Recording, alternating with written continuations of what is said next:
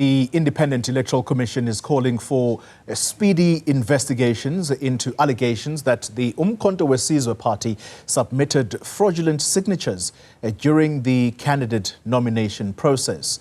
A criminal complaint has since been lodged. Meanwhile, the Constitutional Court will hear the IEC's challenge on former President Jacob Zuma's candidacy to run as an MK party member of Parliament next week Friday. The body is seeking clarity on its implementation of the Section 47 of the Constitution, which was overturned by the Electoral Court. Now, the provision bars individuals who are sentenced to more than 12 months in jail without the option of a fine from contesting. Zuma was sentenced to 15 months in jail for denying a constitutional, or rather defying a constitutional court order to appear before the State Capture Commission of Inquiry. All right, let's try and get a clear understanding of where things are at the moment, and in particular to these allegations of mass forgery by the MK party. We're speaking now to the IEC Chief Electoral Officer, Sy Mamabolo. Mr. Mamabolo, thank you for accommodating us. Let's begin with what questions are you asking of the MK party right now, if any? Well, we want an expeditious investigation, and those who are responsible for investigations, we call upon them that they proceed with expedition. We don't have the allegations before us, other than what we read yesterday in the media. So we have no basis, therefore, at this stage, to be talking to MK. So our interest really is to establish the veracity around the allegations that have been made. And at the point where such veracity is established, if any, then the Commission will then decide what course of action is necessary. Yeah. So at which point would the IEC come in here? Is it after the process of law enforcement bodies, or are you at liberty to step in right away? And if you do step in, what is it exactly that you can do as the IEC? At the moment, we understand this to be allegations. And I think it would be imprudent of the IEC to be involving itself in matters which are unproven. Indeed, if the allegations are proven to be true, clearly then the IEC would have to come in at that point and decide what course of action is necessary in the circumstances of proven allegations. Yeah. I want to make sure, Mr. Mamabolo, that the IEC is quoted, particularly by this channel, in exactly what it is that you are going to do, or at least right now, what you are calling for. So when you are saying that the process of investigation must be expedited, who are you calling on exactly to conduct this investigation, and to what end? Well, criminal investigations are within the purview of the South African Police Service.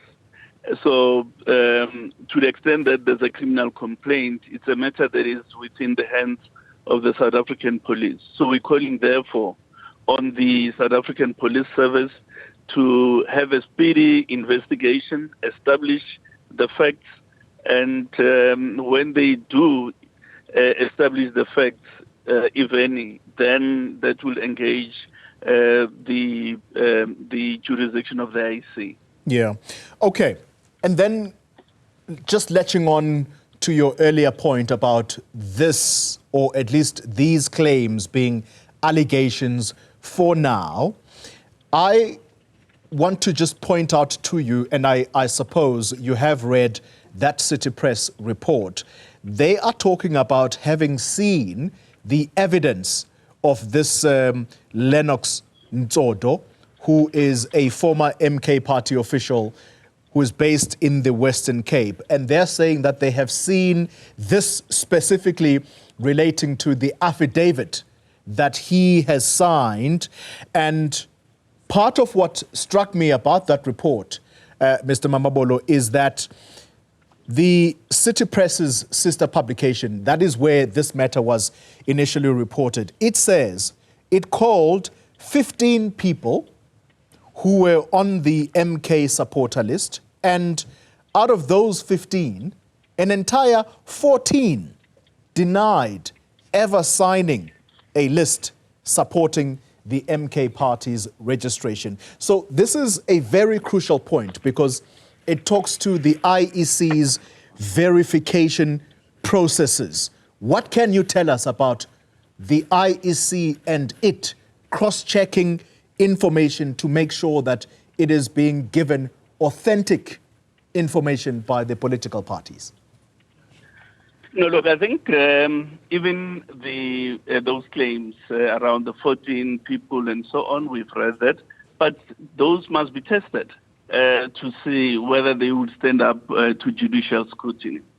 Now, and that's a very important point. That's why we're saying that there has to be a speedy investigation so that those claims, even by the 14, are tested and checked whether they could be used in a judicial process. That's the first point. The second point is the following. When the matter of institutionalizing the signature requirement as part of the nomination requirements, the Commission, even at that point, made it clear to the Portfolio Committee on Home Affairs that there is no earthly way you can verify the authenticity of each signature. At best, the IEC can check whether the people whose ID numbers are submitted, whether those people are alive, they are South African citizens, and they are on the segment of the voters' roll. And those processes have been satisfied.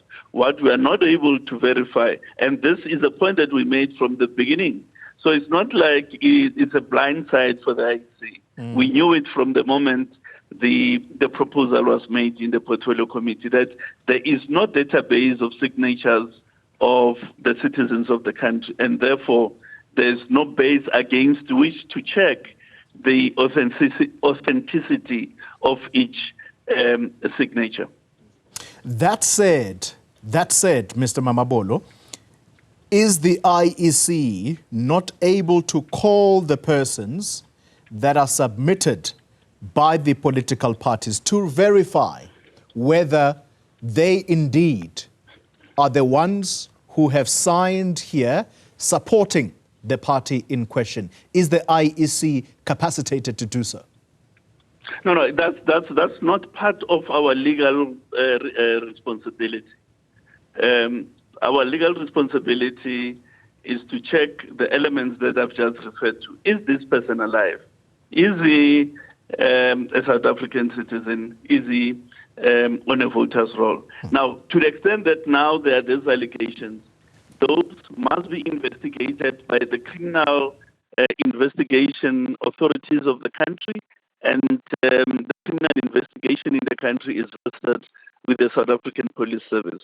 If they establish this to be factual, then that engages the role of the IEC. Yeah.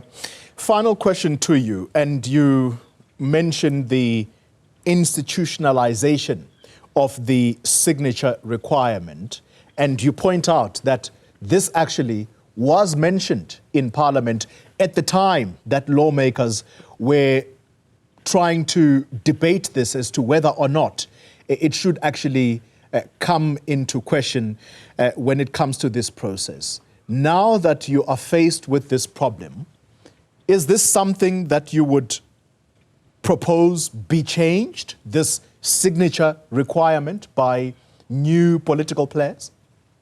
Look, I think as a country, we really need to have a deep policy conversation about the requirements for participation in the elections. So in that context, then deal with the issue of signatures. But it's not just the signatures. It's about the deposits, are they optimally set? Are the current quantum of deposit optimal? South Africa, does it need to have 70 political parties in the election? Or is the threshold too low? Or is it too high? So we really need to deal with those questions in the policy discussion that must unfold following the conduct of these elections. I want to get a crystal clear I want to get a crystal clear answer from you, Mr. Mamabolo, and I know it's an invidious position that you are in, but are you saying that this specific process of requiring signatures, as you say, you put it to parliamentarians that this is going to be difficult to manage or to even verify? So now that we are here at this point, is this something that you as the IEC would say to lawmakers, this needs to change? No, I'm enlarging the consideration. It's not only about signatures.